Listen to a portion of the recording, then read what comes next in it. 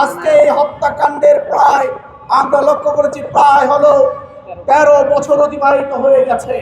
এখন পর্যন্ত এই হত্যাকাণ্ডের কোনো বিচার ওই শহীদ পরিবার এবং আহত পঙ্গুত পরিবারগুলো এখন পর্যন্ত পায়নি।